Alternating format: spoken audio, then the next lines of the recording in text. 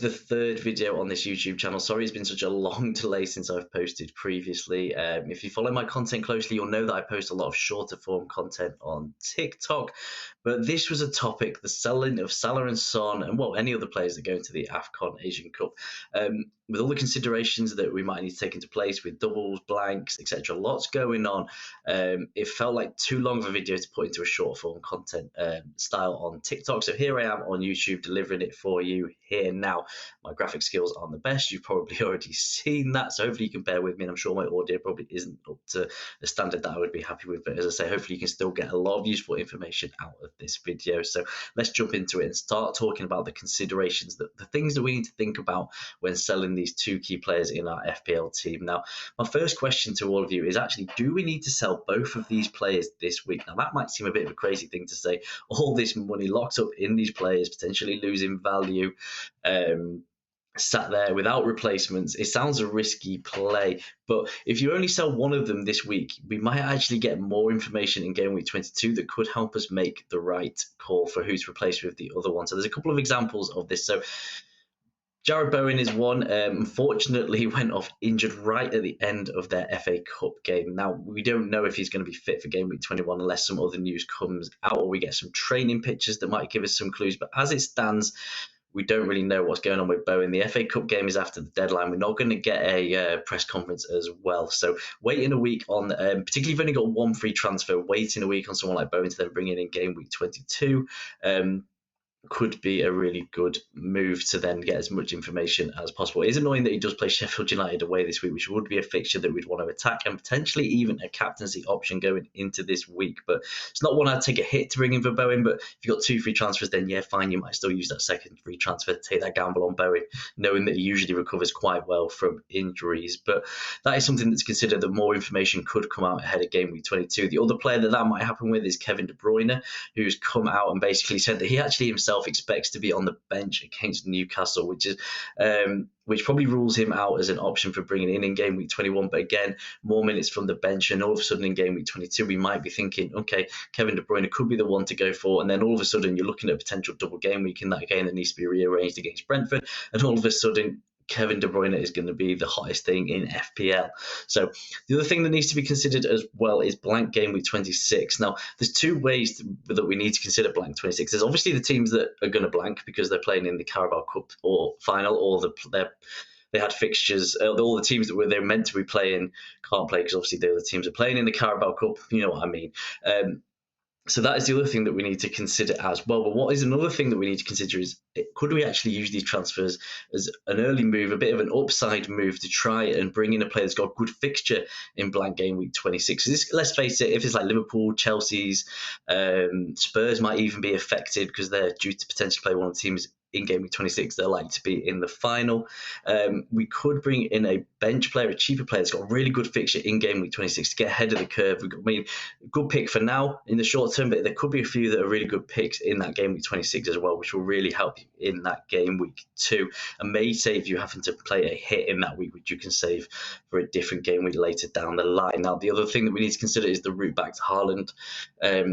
This will be different for different people. A lot of people will have spread those funds around, maybe brought in someone like Trent. So they're going to have to downgrade one of these players to a cheaper option so they can afford to get Haaland back in. Doesn't look like we need to bring him in for game week 21 because he's not played any minutes in a long time. So if he is back, there are rumours he will be back within the squad for game week 21. But if he's off the bench, it's not a transfer that we need to urgently worry about making. So in this game, we could potentially generate some funds that are needed, downgrade one of these players to a cheap player so that in game week 22, we could look to bring Haaland back into our team as well.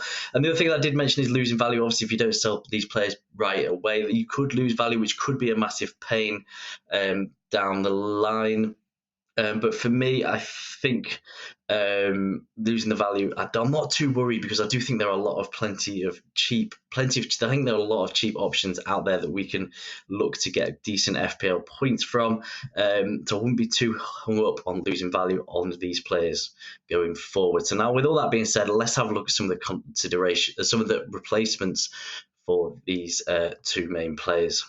So I've separated this out into two sections. So the first one we'll look at is the pricey options, the premiums or the more premium players. So you got Kevin De Bruyne in there, who I've mentioned before. He's probably ruled out as an option for Game Week 21, but definitely want to keep an eye on. Same with Jared Bowen as well. You'll see that Jared Bowen there has got some good underlying data from an XG point of view, and we all know goals get more points than assists for midfielders. So that is a key metric to look at when we're looking at midfielders. Now, Saka actually, a lot of, obviously, from an actual outpoint point of view, Saka has not done a lot recently. He did score against Fulham. He looked a bit off it in that cup game just gone. But underlying data-wise, out of these players that I've picked here, he's actually the best of the bunch. And for me, he is a decent captaincy option in this game week against Crystal Palace. It's probably between him and Cole Palmer. Cole Palmer's got that fixture at home to Fulham. Now, he's the most selected player in the game currently, so I expect he's in a lot of your people's teams already. He's not actually in my team. I have not had him for since I wildcarded or ages ago. So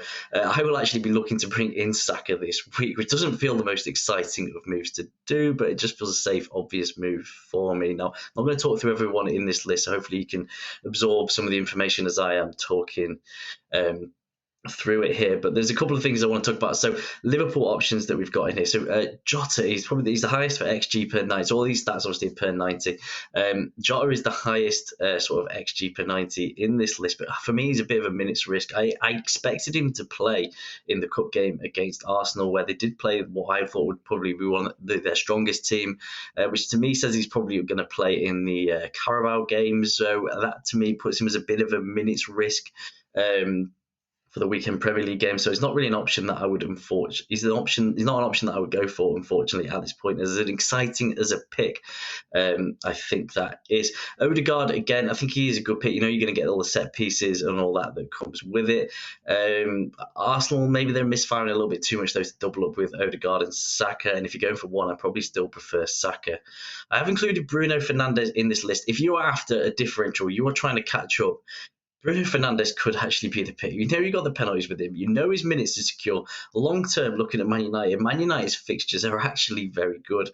So I would not rule out going for Bruno Fernandes. But again, that's probably only a move that I would do if you're sat in the rank above a million and you're wanting to catch up, do something a little bit different. Now, finally, the other one that I've highlighted in gold here is my favourite option is Phil Foden. Now, his underlying data, I must admit, that did surprise me a little bit. I didn't expect it to be one of the lowest in this list out of the more expensive options. But I think what you're getting with Phil Foden is a player that's currently on a hot streak.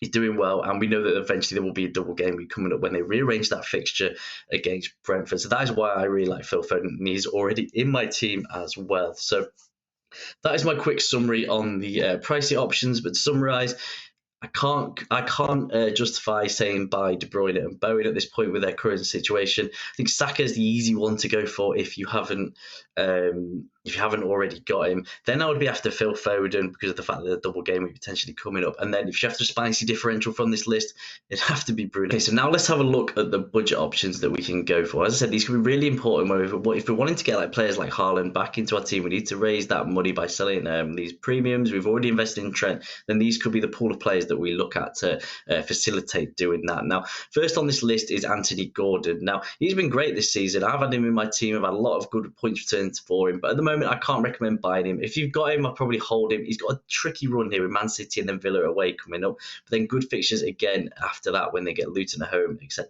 So if you're looking for an entry point to buy him, you're probably looking to wait a couple of weeks before doing that. I wouldn't recommend buying him for this week. So I've highlighted again a few players in gold here that I think are interesting. So Douglas Luiz is the first one that I've done that with. 5.6 million is a bargain for a penalty taker in a team that is performing as well as Aston Villa.